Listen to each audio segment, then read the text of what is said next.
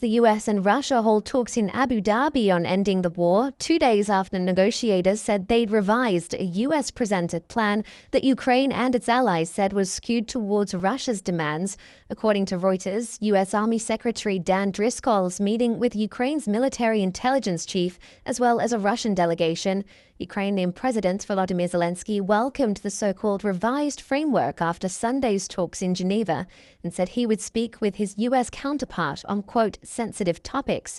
Meanwhile, progress on negotiations is also being discussed by Kiev's allies in a video call, countries part of the coalition of the willing. France 24's Dave Keating tells us more.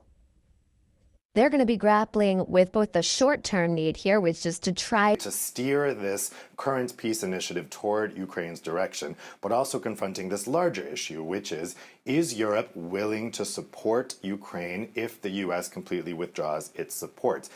Now, there's things that have to be done in that format that's kind of outside NATO, if the friends of Ukraine, basically everyone except the United States who was supporting Ukraine before, but also there's issues to grapple with for the European Union. So while that meeting is taking place, we're also having frantic meetings trying to solve this impasse over those frozen Russian assets.